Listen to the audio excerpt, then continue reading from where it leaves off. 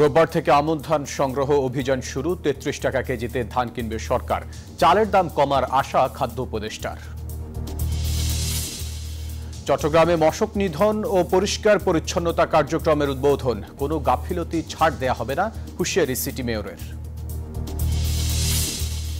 এবং শীত না আসতেই খাগড়াছড়িতে বাড়ছে ঠান্ডাজনিত রোগীর ভিড়। অভিভাবকদের সচেতন থাকার পরামর্শ চিকিৎসকদের।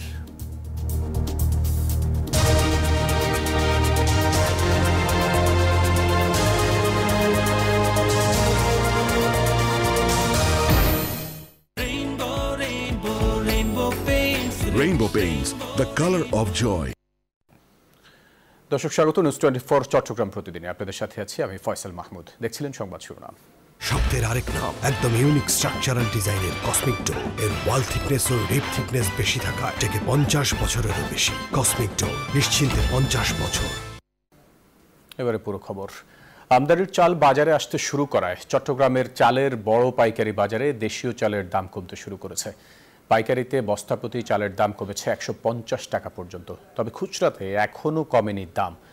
চালের দাম এখনও 50 টাকার নিচে না আসায় হতাশ ক্রেতারা। পাইকাররা বলছেন, চাল সিন্ডিকেটদের দৌরাত্ম্য কমানো গেলে চালের দাম আরও কমবে। চট্টগ্রামে চালের বড় মোকাম পাহাড়তলী ও চাকতাইয়ে চালের সরবরাহ বেড়েছে। আমদানি হয়েছে গুটি সন্না সেদ্ধ চালও বস্তা প্রতি 150 টাকা পর্যন্ত কমেছে। যে চাল আমরা 2950 টাকা বেচতেছি, এটা 250 মানে 150 টাকা কম করতে হবে। তো আশা করি যে যদি আমদানি চাল এইভাবে ঢুকে এবং আদার অন্য চাউলও ঢুকে, তাহলে বাজার স্থিতিশীল আসবে, বাজার ফল করবে। এখন ইন্ডিয়া এলসির মাল আসতেছে, আমাদের দেশীয় মাল আছে, দুটোটা কাউন্টার হওয়াতে চালের দাম আর বাড়বে না। আশা করি 150 টাকা করে চালের বাজার কমবে। তবে খুচরা বাজারে প্রভাব না থাকায় দিশাহারা ক্রেতা।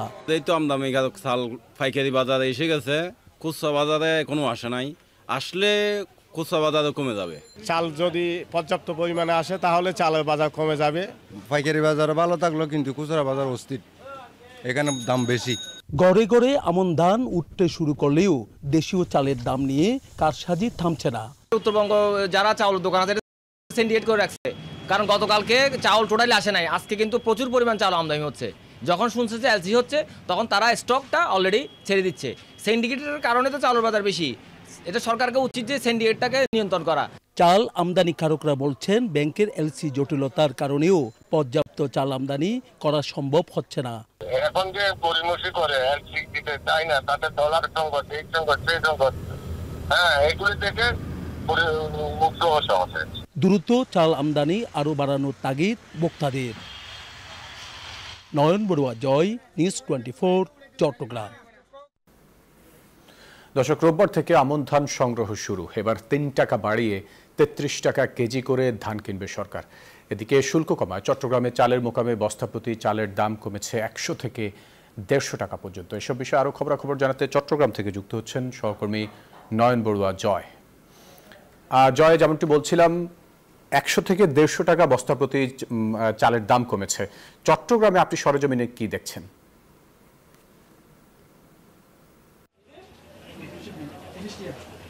ধন্যবাদ ফয়সাল আপনাকে। আপনি যথার্থই বলছেন যে একদিকে আমদানিকৃত চাল ঢুকতে শুরু করেছে দেশে, একই সাথে আমরা দেখছি নতুন ধান আসা শুরু হয়েছে, ধান কাটা শুরু হয়েছে।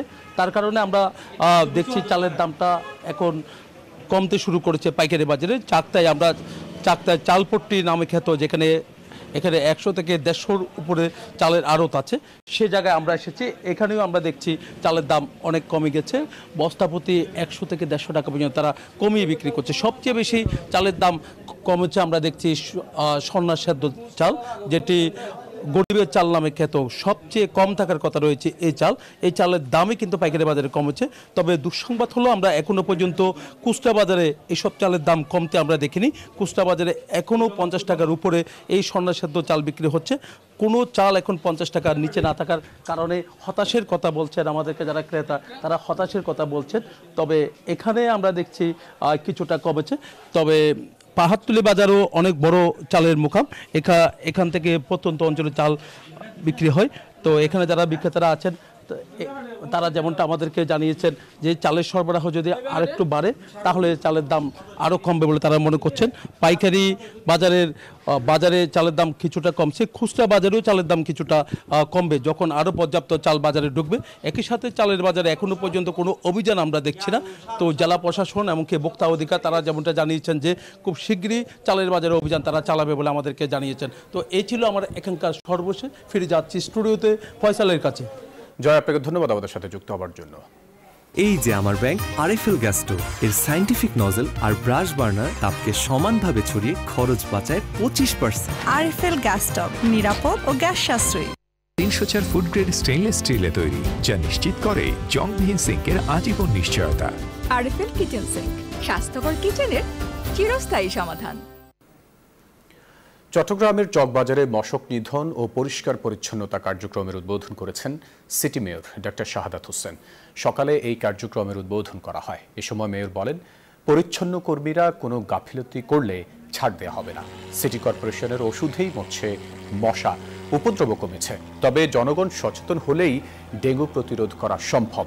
এ সময় সিটি কর্পোরেশনের উচ্চপদস্থ কর্মকর্তারা উপস্থিত ছিলেন।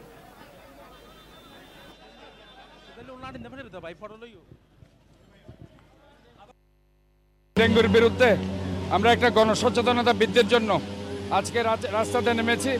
আমি মনে করি এই শহরটা আমাদের সবাইকে আমাদেরকে এই শহরকে ক্লিন রাখতে হবে এবং আমাদেরকে ঝোপঝাড় পরিষ্কার করতে হবে, ময়লা আবর্জনা ডাস্টবিনে ফেলতে হবে। আমরা কেউ যাতে রাস্তায় ময়লা না ফেলি।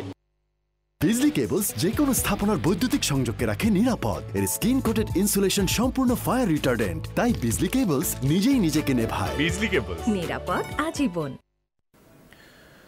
চট্টগ্রাম নগরীর পাহাড়তলী হাজি ক্যাম্প এলাকায় একটি চালের গোডাউনে অভিযান চালিয়েছে গোয়েন্দা সংস্থা চট্টগ্রাম মেট্রো এনএসআই। সরকারি চাল বিক্রি ও বিপণন করা হচ্ছে এমন গোপন সংবাদের ভিত্তিতে গতরাতে সেনাবাহিনীর সহযোগিতায় এই অভিযান পরিচালনা করা হয়। পাহাড়তলীর মেসার্স খাজা ভান্ডার নামক ওই চালের গোডাউনে অভিযান চালিয়ে খাদ্য অধিদপ্তরের বিভিন্ন সরকারি সংস্থাকে বরাদ্দের ৩০ টনের চাল ও গমের মজুদ পাওয়া যায়। এনএসআই জানায়, কেনা বৈধ থাকলেও এই চাল ও গম খোলা বাজারে বিক্রি না করে ওই প্রতিষ্ঠান অন্য বস্তাজাত করে বাজারে বিক্রি করছে, সেটা আইনগত নয়। এলো instant milk powder happy cow, যেমন সাশ্রয়ী তেমনি পুষ্টিগুণে ভরপুর। আর এটা নিউজিল্যান্ডের গরুর দুধ। হ্যাপি কাউ, গরুর দুধের স্বাদ সবাই পাক। দর্শক, চিকিৎসার দাবিতে আন্দোলনরত শিক্ষার্থীদের সাথে সচিবালয়ে বৈঠক করেছেন 5 উপদেষ্টা। এ বিষয়ে বিস্তারিত জানাতে সচিবালয় থেকে যুক্ত হচ্ছেন সহকর্মী শাহনাজ ইয়াসমিন। ইয়াসমিন, বৈঠক কি শেষ হয়েছে কিনা আর এই বৈঠকে কি কি সিদ্ধান্ত হলো সব মিলে একটু জানান আমাদেরকে।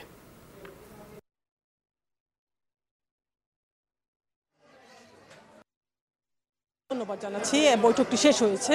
এই বৈঠকটি দুপুর 2টায় হওয়ার কথা ছিল, কিন্তু বৈঠকটি শুরু হয়েছে দুপুর 4:30টায়, বিকেল 4:30টায়। এবং 4:30টার পর ঠিক 5:30টার দিকে আসলে আমরা এখানে রুমে ঢুকছি, যেখানে বৈঠকটি চলছিল 5 উপদেষ্টা নিয়ে, স্বাস্থ্য উপদেষ্টা, তথ্য উপদেষ্টা, সমাজ কল্যাণ উপদেষ্টা সহ যুব ক্রীড়া উপদেষ্টা এবং একই সাথে বিশেষ প্রধান উপদেষ্টার বিশেষ সহকারী নতুন উপদেষ্টা যিনি হয়েছেন মাহফুজ আলম, তিনিও ছিলেন এই বৈঠকে। বৈঠকের পর যে সিদ্ধান্তটি জানানো হলো যে স্বাস্থ্য মন্ত্রণালয়ের বিশেষ সহকারী যিনি আছেন ডক্টর সাইদুর রহমান, তিনি কথা বলেছেন এবং তথ্য উপদেষ্টা নাহিদ ইসলাম কথা বলেছেন। আহতরা তাদের নানান ধরনের দাবি জানিয়েছেন। সারা দেশ থেকে আসলে আহতরা এসেছে, শুধু ঢাকার না, ঢাকার বিভিন্ন হাসপাতালে বেডে যারা শুয়েছিলেন সেখান থেকে উঠে তারা আসলে আসছেন, সারা দেশেরও আসছেন। সারা দেশের যারা আহত তাদের যেমন দাবি ছিল তারা চিকিৎসা পাচ্ছেন না, শুধু ঢাকায় যারা আছেন তারাই পাচ্ছেন, তারা ঢাকা চিকিৎসা নিতে আসছে, তাদের থাকার জায়গা নেই। এবং যারা ঢাকায় আছেন তারা বলছেন যে যারা চিকিৎসক আছেন যে হাসপাতালে ভর্তি তারা সঠিক চিকিৎসা পায় না, চিকিৎসকরা ব্যবহার ভালো করেন না, নানান রকমের আসলে অভিযোগ ছিল। সরকারের পক্ষ থেকে তারা সহযোগিতা পাচ্ছে না, কেউ কেউ সরকারের পক্ষ থেকে টাকা পায় কিন্তু সবাই পায় না। এগুলো তারা এখন তাদের সংসারের নানা রকমের সমস্যার কথা আসলে বলছিল তাদের এই আহত হওয়ার কারণে। এরপর তথ্য উপদেষ্টা নাহিদ ইসলাম কথা বললেন এবং ডক্টর সাইদুর রহমান যিনি স্বাস্থ্য মন্ত্রণালয়ের বিশেষ সহকারী উনি কথা বললেন। তারা খুব দুইজনই পরিষ্কার করে বললেন যে জুলাই আগস্টের ঘটনার কারণে আজকের যে অন্তর্বর্তী সরকার এটা গঠিত হয়েছে এবং এই ঘটনায় এই সব যারা আহত হয়েছেন, নিহত যারা হয়েছেন তাদের আত্মার মাগফিরাত তারা কামনা করেছেন। আহত যারা হয়েছেন তাদের সর্বোচ্চ চিকিৎসা দেওয়ার জন্য সরকার বদ্ধপরিকর। কেউ যদি এই চিকিৎসার ব্যাপারে অবহেলা করে, সেটা চিকিৎসক হোক বা অন্য কেউ হোক, তাদের ব্যাপারে বরদাস্ত করবে না সরকার। তাদের ব্যাপারে কঠোর হুঁশিয়ারি দিলেন এবং আগামী 5 কর্মদিবসের ভিতরে এই যারা আহত আছেন তাদেরকে কিভাবে চিকিৎসা দেওয়া যায় একটা রূপরেখা দিবেন এবং আহতদের পক্ষ থেকে একজন নেতৃত্ব ঠিক করে তারা জানাবেন কার কোথায় চিকিৎসা দরকার। যদি বিদেশে চিকিৎসাও নিতে হয় সেটাও সরকার এফোর্ড করবেন, এটাও তারা দুজন পরিষ্কার করে সরকারের পক্ষ থেকে জানালেন। এবং আগামী ডিসেম্বরের ভিতরে আহত যারা আছেন জুলাই আগস্টের ঘটনা তাদের সবার চিকিৎসার এই ব্যবস্থা বাস্তবায়ন করা হবে। এটা ছিল আসলে মোটামুটি এই প্রায় 5.5 ঘন্টা 6 ঘন্টা পর এই বৈঠকের এই সিদ্ধান্ত। কিছুক্ষণ আগেই বৈঠক শেষ হলো। এখনো আসলে এই বৈঠকে যারা ছিলেন আহতরা তারা এখনো আছেন, কথা বলছেন। ইয়াসমিন, আপনাকে ধন্যবাদ আমাদের সাথে যুক্ত হওয়ার জন্য। দর্শক, বন্দরনগরী চট্টগ্রামে কমতে শুরু করেছে ডেঙ্গুর প্রকোপ। এ বিষয়ে আরও খবরাখবর জানাতে হাসপাতাল থেকে যুক্ত হচ্ছেন সহকর্মী আকরাম হোসেন। আকরাম, চট্টগ্রামে ডেঙ্গুর পরিস্থিতি কেমন দেখছেন আর হাসপাতালগুলোতে আসলে ডেঙ্গু রোগীর সংখ্যা কেমন একটু জানান আমাদেরকে।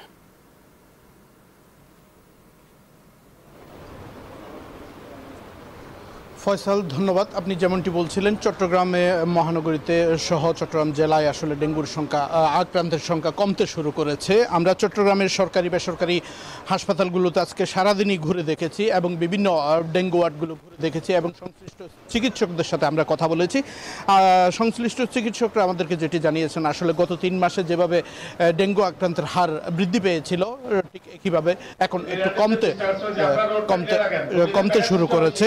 তবে আপনারা জানেন, নতুন মেয়র ডাক্তার শাহাদাত হোসেন দায়িত্ব নেওয়ার পর তিনি স্পষ্ট উল্লেখ করেছেন, আসলে স্পষ্টভাবে ঘোষণা দিয়েছেন যারা ডেঙ্গু নিয়ন্ত্রণে কাজ করছেন এবং ডেঙ্গুর ওষুধ ছিটাচ্ছেন তারা যেন কোনো ধরনের ফাঁকি না দিয়ে এবং ডেঙ্গু নিধনের কাজে মনোযোগ দেন এবং এই ক্ষেত্রে যদি কোনো ধরনের গাফিলতি পাওয়া যায় তাহলে শক্ত হাতে ব্যবস্থা নেবেন বলে তিনি জানিয়েছিলেন। যার কারণে এখন দেখতে পাচ্ছি আসলে তিনি এখনো পর্যন্ত জনসচেতনমূলক কার্যক্রম চালিয়ে যাচ্ছেন। আমার কাছে এখন ছিল চট্টগ্রাম থেকে ডেঙ্গুর সর্বশেষ অবস্থা। ফয়সাল, আপনাকে ধন্যবাদ আমাদের সাথে যুক্ত হওয়ার জন্য। কাপ্তাই হ্রদ থেকে ভাসমান অবস্থায় প্রায় 22 লাখ অবৈধ সেগুন গোলকাঠ জব্দ করেছে রাঙামাটি বিজিবির ছোট হরিণা 12 ব্যাটালিয়ন। বিজিবি জানায়, গোপন সংবাদের ভিত্তিতে রাঙামাটি বড়কল উপজেলার বড় হরিণার সীমান্তবর্তী চেকপোস্ট এলাকার কর্ণফুলী মোহনার কাপ্তাই হ্রদে সেগুন গোলকাঠ পাচারের খবর পান।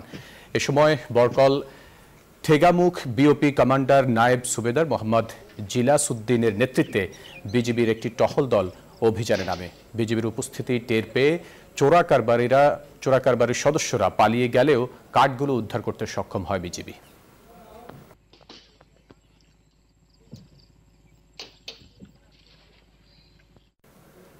সংবাদের সময় হলো একটা বিরতির, সাথে থাকুন।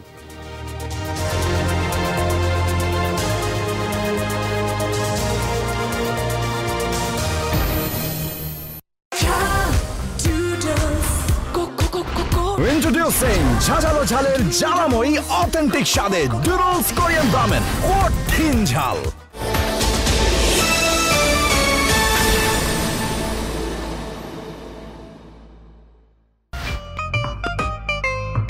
এমন ইন্সপায়ারিং বাড়িওয়ালা হওয়া সহজ, কারণ দাগ পরিষ্কার করা আরো সহজ। দাগ লাগুক যতবার, বার্জার ইজি ক্লিন একবার। খিদা লাগছে, ফুড পান্ডা কর। পকেট বা মুড যেমনই হোক, ফুড প্যান্ডায় অর্ডার হোক। ডিল সিলেক্ট করো, অ্যাড করো, অর্ডার করো। ফুড প্যান্ডা করো, মুড চাঙ্গা করো।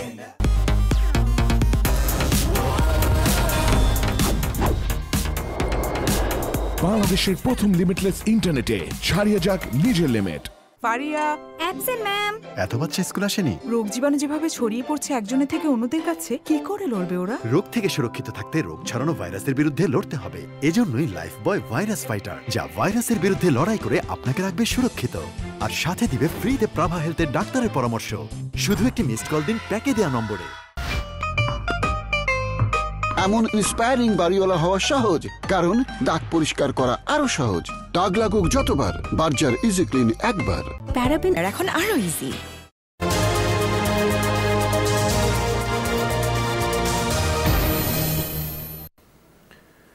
স্বাগত নিউজ 24 চট্টগ্রাম প্রতিদিনের সংবাদে।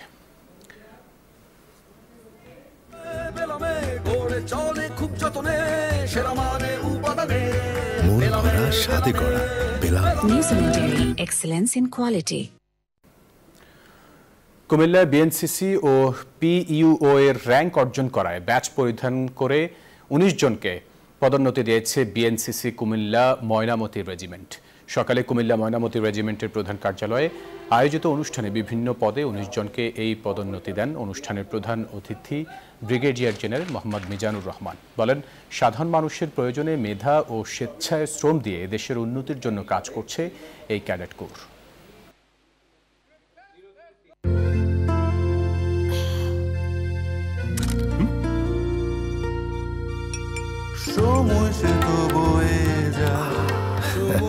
এভাবেই সময় পাল্টে যায়, কিন্তু ডিপ্লোমা সেই একই স্বাদে একই মানে যুগ যুগ ধরে রয়ে যায়।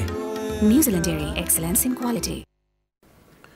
খাগড়াছড়িতে আবহাওয়ার পরিবর্তনে বেড়েছে রোগের প্রকোপ। ঠান্ডাজনিত রোগে আক্রান্ত বয়স্কদের তুলনায় শিশুরাই বেশি। শয্যা সংকটে বাধ্য হয়ে চিকিৎসা সেবা দিতে হচ্ছে হাসপাতালের বারান্দায়। খাগড়াছড়ি থেকে মোহাম্মদ জহুরুল আলমের পাঠানো তথ্য ছবিতে ডেস্ক রিপোর্ট। নেই শয্যা, অনেকের ঠাঁই বারান্দায়, রোগীতে ঠাসা পুরো হাসপাতাল। ধারণ ক্ষমতার 4 গুণ বেশি রোগীর চিকিৎসা দিতে রীতিমতো হিমশিম খাচ্ছে কর্তৃপক্ষ। খাগড়াছড়ি আধুনিক সদর হাসপাতাল। শীতের হাওয়া না লাগতেই ঠান্ডাজনিত রোগীর ভিড় বাড়ছে এখানে। আক্রান্তদের মধ্যে শিশুদের সংখ্যাই বেশি। আমরা দেখা যায় ৬০-৬৫টা বাচ্চার জন্য 2 জন নার্স ডিউটি করি, সকাল শিফটে বিকাল শিফটে, এবং নাইটে একটা মাত্র সিস্টার থাকে, সিনিয়র স্টাফ নার্স থাকে। রোগের তুলনায় ডাক্তার নেই, একটা মাত্র শিশু ডাক্তার। একজন ডাক্তারের চিকিৎসা সেবা দিতে অনেক হিমশিম খাচ্ছে। জনবল সংকট থাকার পরও চিকিৎসা সেবা দিতে আন্তরিকতার ঘাটতি রাখছে না হাসপাতাল কর্তৃপক্ষ। এই সময়টায় অভিভাবকদের আরো সচেতন থাকার পরামর্শ চিকিৎসকদের। ছোট বাচ্চাদের সর্দি কাশি হলে সাথে সাথেই বিশেষজ্ঞ চিকিৎসকের অথবা আমাদের সরকারি চিকিৎসকের পরামর্শ নেবেন। আর কোনো অবস্থাতেই বাহিরের অথবা ওষুধের দোকানদারের কাছ থেকে ওষুধ নিয়ে চিকিৎসা করাবেন না। খাগড়াছড়ি জেলা সদর হাসপাতাল ২৫০ শয্যার হলেও জনবল আছে ১০০ জনের। এখানে প্রতিদিন চিকিৎসা নিতে আসেন ৪০০-র অধিক রোগী। Desk report, news 24। গাড়িটা আমার প্রেজেন্ট, আমার ফিউচার, আমার হ্যাপি লাইফ। আইডিএলসি আমার ফাইন্যান্সিয়াল পার্টনার বলেই কার লোন আমার কাছে লাইফ ইনভেস্টমেন্ট। চট্টগ্রামে দ্রব্যমূল্যের ঊর্ধ্বগতির কারণে চরম দুর্ভোগে নিম্ন মধ্যবিত্তরা। টিসিবি পণ্য নিতে দীর্ঘ লাইনে দাঁড়িয়ে ৪৭০ টাকা দিয়ে চাল, ডাল, তেল নিতেই চলে যায় 1 থেকে 3 ঘন্টা পর্যন্ত। দর্শক, বিস্তারিত চট্টগ্রামের ভাষায় তুলে ধরছেন সহকর্মী নয়ন বড়ুয়া জয়। ওবা চট্টগ্রামের মানুষ হল ওনারা কেন আসন, ওনারা ধন্যবাদ। আরা আজিয়ে দুর্ভোগ তুলে ধরম আজ 6টা বাজে চট্টগ্রাম সংবাদত নিউজ 24-এর পর্দাত প্রতিদিন আরা চট্টগ্রামের মানুষের দুর্ভোগ তুলে ধরি। আজ নিত্য পণ্যের দাম বাড়ে গিয়ে গই। এই কারণে টিসিবির পণ্য যেটা ট্রাকর ফাঁসে দীর্ঘ লাইন আরা দেখি। এটা মাইয়া খোয়া বুড়া ব্যাগ বয়সে মানুষ এরা আইনি তারা বীর করছি। তারা মসুর ডাইলর 60 টাকা করে কেজি, আর বাজারের তেলিবার দাম আরও বেশি। আর দেখি এরা মাইফলের লাইনও বেশি, বয়স্ক মানুষের লাইনও বেশি। বিভিন্ন বয়সের মানুষ তারা এরা লাইনের দাঁড়ায় থাকি। কারণ এই যে বাজারের জালি দাম বেশি লর, এরও ঈদের দাম কম 30 টাকা করে চাল ফাট। এই কারণে এরা বীর করিনি, তারা কষ্ট করিনি, তারা এই পণ্য লর। এই পণ্য যদি বিভিন্ন জায়গার লইতে যায়, দোকানের তো লইতে যায়, তাহলে দাম আরও বেশি লম পড়ে। তারা এরা 30 টাকা করে 1 কেজি চাল ভাত। আর তেল লইতে যাইলে সোয়াবিন তেল ভাত দেয় এরা 2 লিটার তেল লইলি 200 টাকা দিয়ে ফায়দা করবে।